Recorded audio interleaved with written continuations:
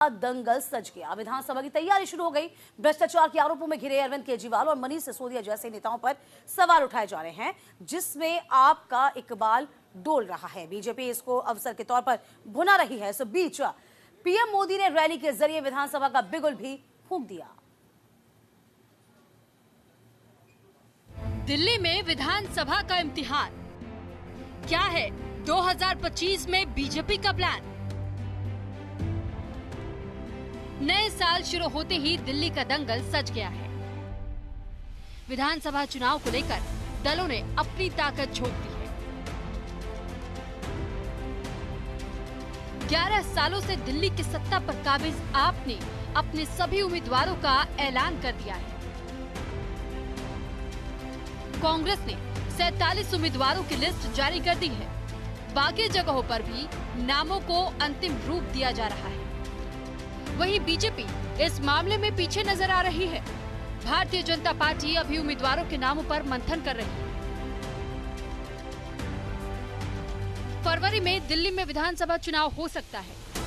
उससे पहले बीजेपी की ओर से पीएम मोदी ने चुनाव की कमान संभाल ली है। रामलीला मैदान में पीएम मोदी की रैली के जरिए बीजेपी ने अपनी ताकत दिखाई। रैली में प्रधानमंत्री ने राजधानी को कई योजनाओं की सौगात दी। जेलरवाला बाग में झुग्गियों की जगह बने 1675 फ्लैट की चाबी लोगों को सौंपी। इस दौरान आम आदमी पार्टी की सरकार पर करारा हमला भी बोला। बीजेपी की ओर से इसे दिल्ली में चुनावी अभियान का आगाज माना जा रहा है। दिल्ली के विकास की बात करते थे, लेकिन ये लोग आपदा बनकर दिल्ली पर टूट पड़ी है। ये लोग खुलेआम भ्रष्टाचार करते हैं और उसका महिमा मंडन भी करते हैं।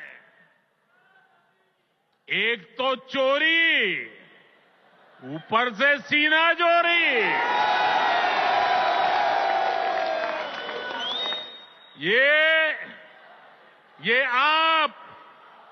ये आपदा दिल्ली पर आई है और इसलिए दिल्ली वालों ने आपदा के विरुद्ध जंग छेड़ दी है।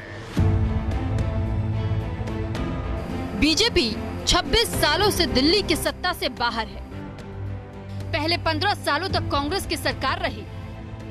2014 से आम आदमी पार्टी दिल्ली की सत्ता पर काबिज है।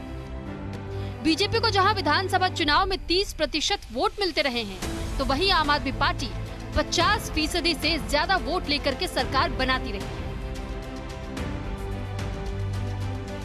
2015 में हुए विधानसभा चुनाव में आम आदमी पार्टी ने प्रचंड जीत दर्ज की थी। आम आदमी पार्टी ने 70 सीटों में से 67 सीटों पर जीत दर्ज की थी। आम आदमी पार्टी को 54.5% वोट मिले थे। बीजेपी ने 3 सीटों पर जीत दर्ज की थी। बीजेपी को कुल वोटों का 32.3% वोट मिला था। वहीं कांग्रेस की बात करें तो 15 साल तक सत्ता में रहने के बाद 9.7% ही वोट मिले थे। हालांकि कांग्रेस 2015 में एक भी सीट नहीं जीत पाई थी। 2020 में लगातार दूसरी बार आम आदमी पार्टी ने प्रचंड जीत दर्ज की थी। आम आदमी पार्टी ने 70 में से 62 सीटें जीती थी। आम आदमी पार्टी को 53.8% वोट मिले थे। बीजेपी ने 8 सीटों पर जीत दर्ज की थी। 2020 में बीजेपी के वोटों में 5% का इजाफा हुआ और उसे कुल वोटों का 38.7% वोट मिले थे। लगातार दूसरी बार दिल्ली में कांग्रेस का खाता नहीं खुला। 2020 में कांग्रेस का वोट प्रतिशत गिरकर 4.3% हो गया।